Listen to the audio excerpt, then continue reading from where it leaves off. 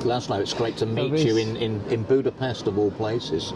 So you've been advising Bobby Kennedy and his team in America. What do you think your biggest contribution has been to the MAHA movement? Okay, so just so you understand the structure of this advisory role, we do work with a number of scientists, physicians, doctors now, and health business advisors, and we publish papers on various medical issues. So I'm in academics, and some of those papers are used by the Kennedy administration to make major decisions about policies and so on. And one of those, and I would say most of those nowadays, relate to the vaccine development efforts and the vaccine clinical positioning and approvals and so on, simply because this is becoming I would say, public alert of how safe they are, how efficient, how effective they are, and what are the side effects and what to know about, what to do about those. Well, of course, I was actually thrown out after 20 years from the ruling Conservative Party for just asking questions about the safety and efficacy of the mRNA vaccines. That was obviously 3.5 years ago. What do you think the public perception is now? I mean, I would say in England, in the UK, 90% of the doctors and nurses in our health service, they wouldn't take the boosters now, or even the flu shot vaccine. I think probably 85% of people in England know that there's something wrong with those COVID vaccines. And in fact, I would say it's probably only the mainstream media and our political class who are holding the line on all of this. Listen, I think this is one of the biggest backfiring as far as policies and as far as business ventures, this vaccine industry and their operations, simply because you can make media, by controlling the media, force and push people into certain situations, but when they realize that actually this is just a hoax, just like what we know about the mRNA vaccines, and the individual makes those decisions, which are not to get vaccinated, not to get injected, and as you mentioned, not even with a flu vaccine. And the reason for that is because they were pushed over a certain limit or a certain boundary, and that's practically trust in government decisions and trust in government policies, and being hijacked or being bought up by pharmaceutical industry just to operate without a appropriate academic as well as scientific control and make money out of it. That's a situation where people are not going to take. And once that comes to light, I think our business or our understanding in our future is a little bit more promising. It's a lot of work, obviously, but that's a huge turn. But there's huge vested interests on the other side trying to keep a lid on all of this. I mean, I personally think that this is the end of mainstream media when it's found out that they've been complicit in covering up the truth.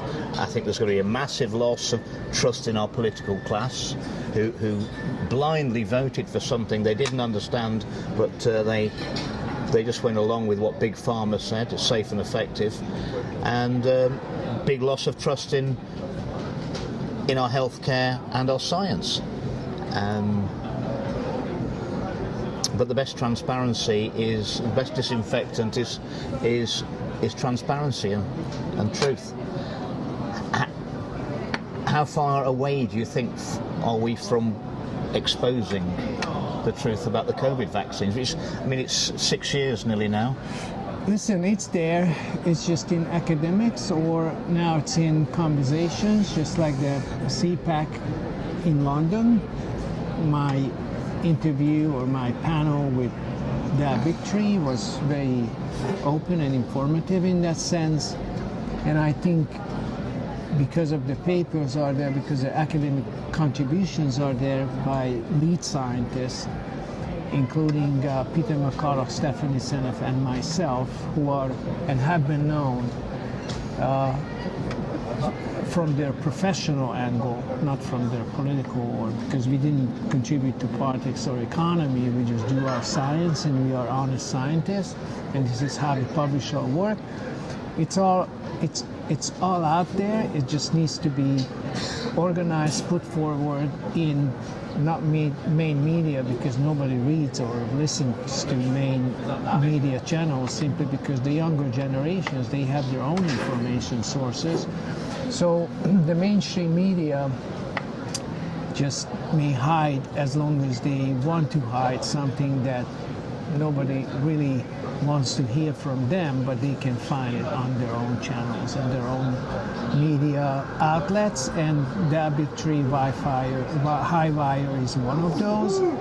Academic publications are another good source of information, but it's not easy to No, the understand. Lancet, the former Lancet editor said that up to half of the articles are not true, that they were publishing in the Lancet. Indeed, but now they are subpoenaing, because they cancel out studies that are not in support of the agenda, the narrative, and now they are subpoenaed, or they are asked by Kennedy of, can you please give me the reasons, can you give me the list of communications and the experts that you interviewed, or took into consideration, just make those decisions. So even they have harder time of discrediting work that is really just like Andy Wakefield's work, which was really I know Dr. Wakefield. I'm absolutely, he's not a bitter man, despite the fact that he was right 30 years ago and they destroyed him. I mean, he's a very there's something quite saintly about Andrew Wakefield. He never mentions autism in his paper, though. So all the label, all the pains that they threw on him just were not true. And they turned his colleagues against him as well, didn't they? Of course. They are trying to do that. They have been trying to do that, and they're just not succeeding any longer, simply because the truth is on our side. Well, I always think about as a scientist, and you're a professor of pediatrics. I retired in 2021. And biochemistry. Biochemistry, yeah. Well, I mean, you look at the evidence of from day one, the evidence has been piling up over here that the vaccines were harming people and they're not effective.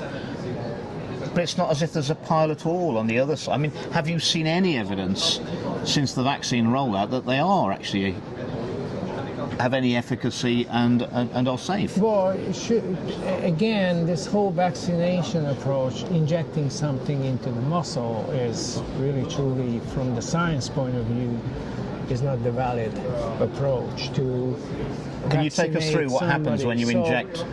The injections are, I would say, economically the most efficient ways of delivering any kind of medical ingredients, simply because you inject a certain amount and you know it wasn't spit out, was not hidden under the, like a pill you can do. It wasn't flushed down the toilet. Flushed down the toilet, and you can actually have a simple kind of economical consideration how much it takes to put it into the vial and how much it takes to store it and how long you can deliver it and so on, all those things. So it's economically, it's very efficient. The manufacturing process is very simple or efficient in that sense, yet muscle cells are really not designed by God or creation or evolution.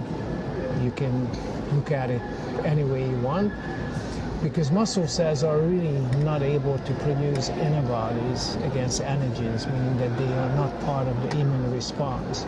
So for any vaccine to work that is injected into the muscle, first you have to induce a necrosis, local necrosis in muscle. That's the death cells. That's death the of death the cell. cells. That's the death cell, and those death cells, the necrotic tissue, will actually recruit immune cells to the site, and they encounter with some of the proteins that you injected with these metals like aluminum or mercury. Mercury is a metal even though it's liquid. Yep. And so it's practically something that your body cannot get rid of. And because of this local tissue necrosis, necrotic tissue, and the inflammation that is a result of that, there is an antibody response, and the pharmaceutical industry was competing of who is the most efficient in producing an antibody response, and that never depends on the antigen, but more of the adjuvant they use. So eventually, so the more aggressive that was, aggressive the necrosis part of the story was. And I understand that worldwide they didn't aspirate the injection, so they didn't check to make sure that the injection actually wasn't into a blood vessel. Yeah. What would happen? What happened if instead of going to the deltoid, gets delivered to other organs, and it does again over time necrosis.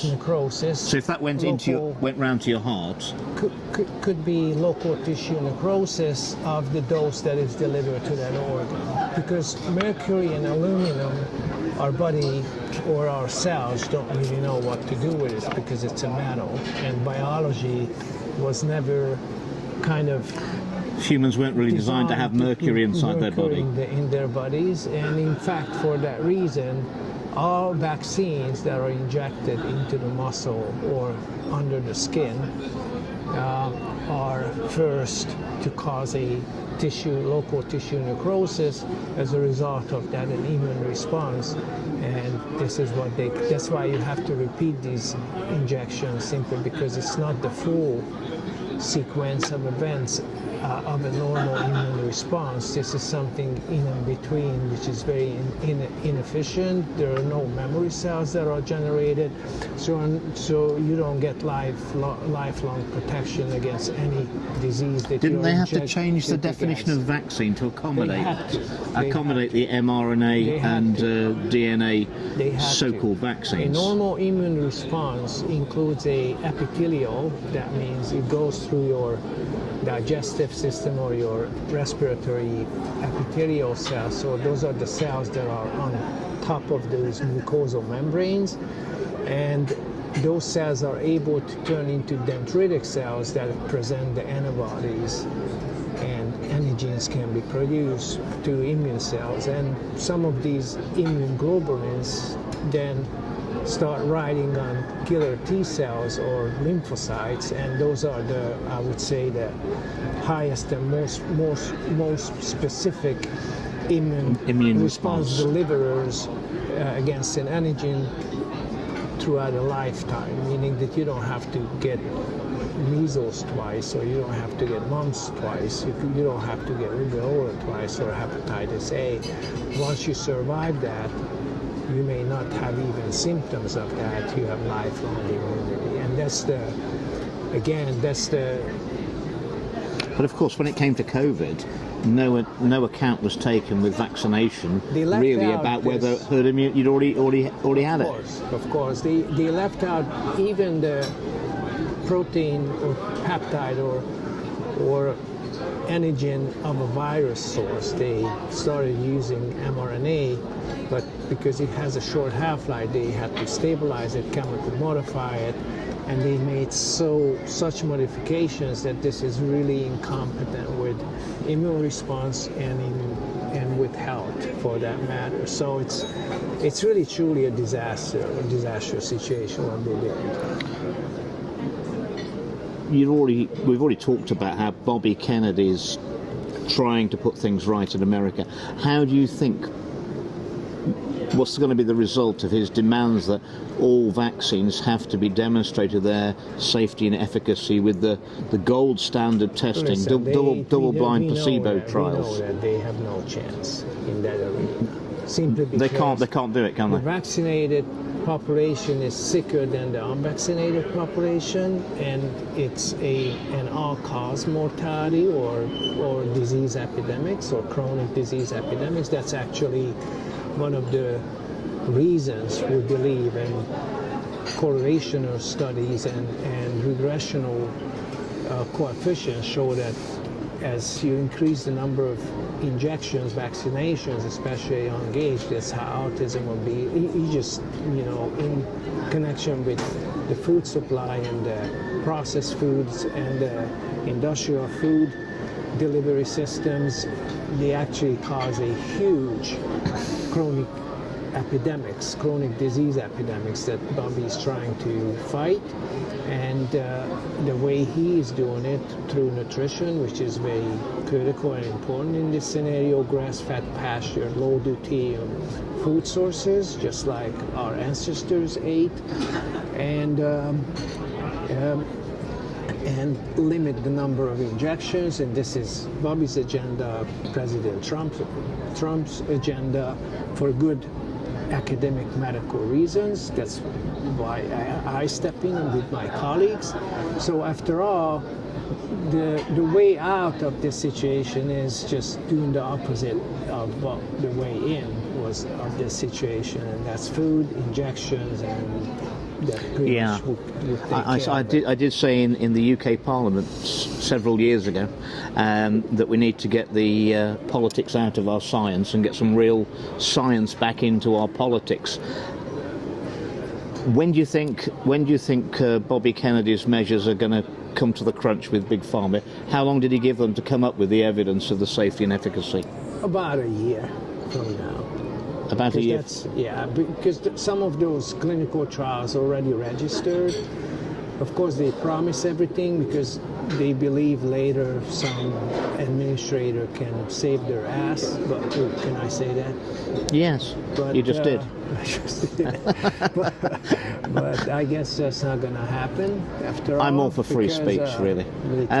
So, and how do you, it galls me terribly that given all the evidence, all the scientific papers, which is mounting up about concerns around the COVID vaccines, that there's still, some people are still taking them now. I mean, Peter McCullough said they're no longer boosters, they're an IQ test. Yeah, pretty much, and he's right in the sense that nowadays you really have to be someone who's judging the situation from the very wrong end, simply because if you just look at the public health situation, just in general, if you look at the all-cause mortalities, if you just look at your neighbors, don't go to, just get on a city bus and just look around. You're going to see the UK, since the vaccine rollout in the UK, directly temporally linked, 2 million people extra are unfit to work in the UK. Yeah. And infertility, through the roof, chronic disease, and you name it, practically. We are and is it what we've been told that in a big pharma, a patient cured is a customer lost? Is it that? Yeah, pretty much. Is it that much about greed? Because actually their business is keeping people sick as long as they can get all the money they can through this process. So a tablet for everything and a cure for nothing? Yeah, practically that's what it is. And the only way of staying out of it is practically literally stay out of medical care, food industry, injections, and so on. So she'll just stay with your pastured village people, animals, resources, and so on, and just keep the old times, just to prevail in your community, and get knowledge from very ancient scriptures and so on that are actually nutritional, lifestyle, and belief, and spirit, and control. Because we live as a sort of my degree a long time ago was in biological sciences and bits and bobs, and obviously, humans don't evolve very quickly, and what we're actually consuming as our food, our diet in the so-called developed world, it's changed out of all proportion in the last 100 years. Oh yeah. And we can't change that fast, can we? Listen, so the food we've been eating for tens of thousands. We cannot change at all.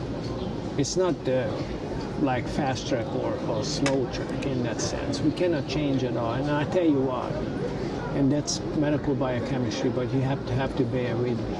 The reason why we live, you and I, or anyone who walks around here, or even this plant, is because we produce a water pool in our mitochondria with the help of oxygen and the help of hydrogen, which we get from food.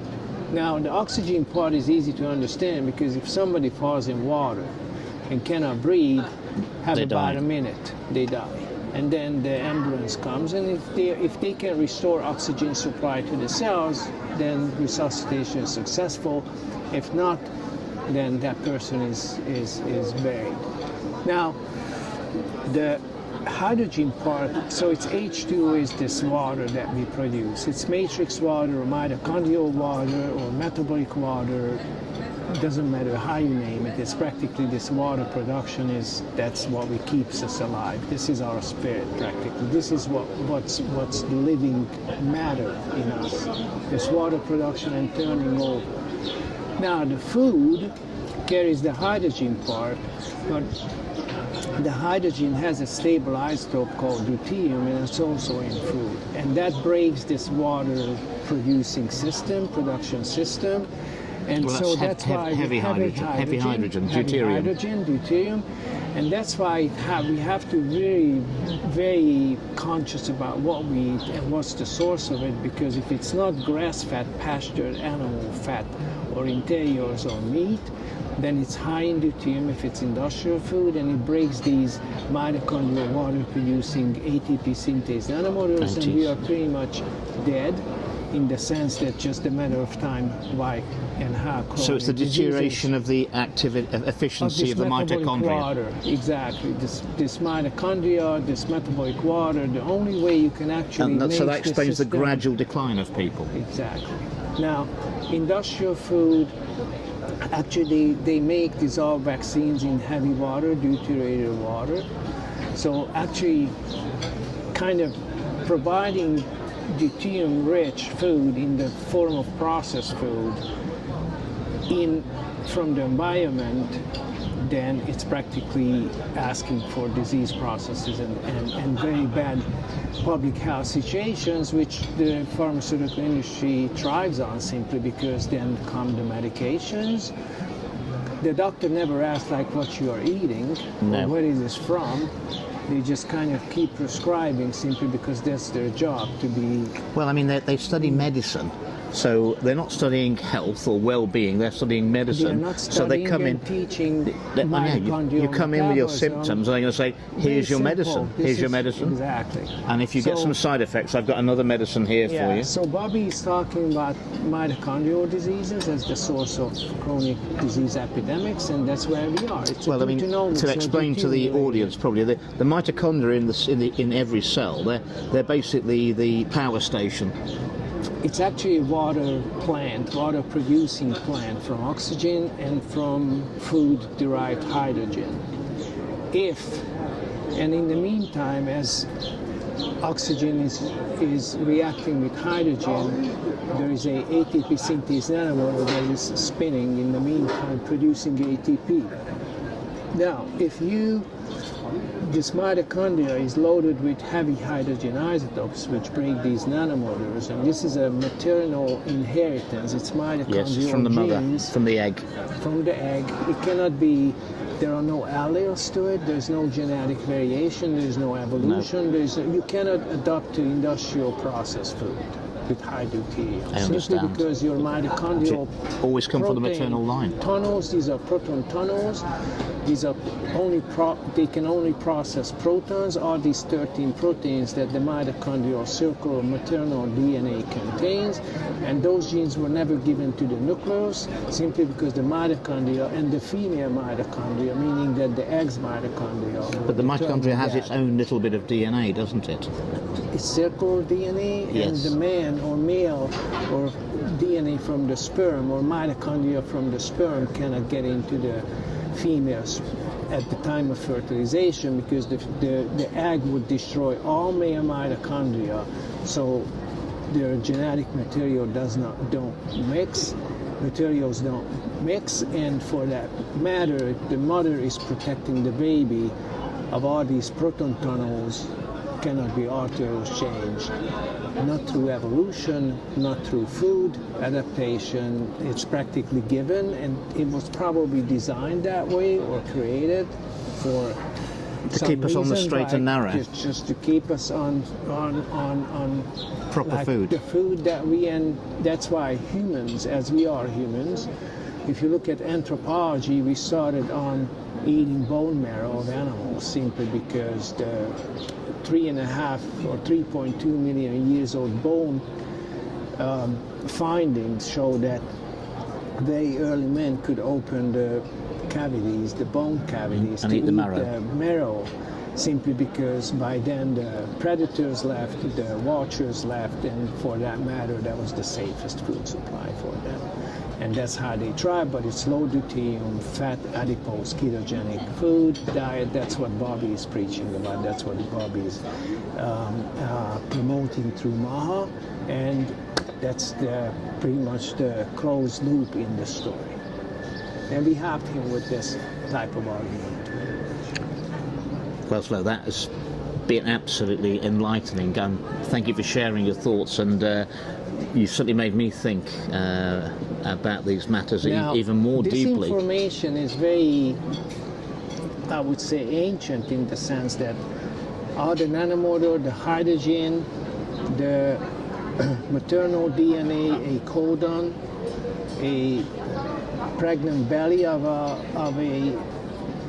like the form of shape of a pregnant, deuterated methanol is, and there's a bird migration pattern from Alaska to Australia, 13,000 kilometers without landing or refeeding. That's a mitochondrial challenge, which now from the angle of medical biochemistry we could solve this riddle, but it seems that God or whoever designed the system gave us this Tatarloka disk, which is a 7.2 thousand years old finding, which has all these details that I was just talking about to you, which is kind of surprising or even shocking in the sense that, well, we can continue this conversation because I'm going to send you a presentation that covers this to and where were these discs found? Oh, in Transylvania, close to the Moros River, in 1961. And they've only just been translated or decoded? I did my interpretation. There are many other interpretations, but me as a medical chemist or medical biochemist, this is how we interpret it. That would be fascinating. I'll send you the copy of the presentation that I'm sending to the Bobby's guys, the conservative American Trump's guys, which I met them at the Jack and Sat and Jack's wife.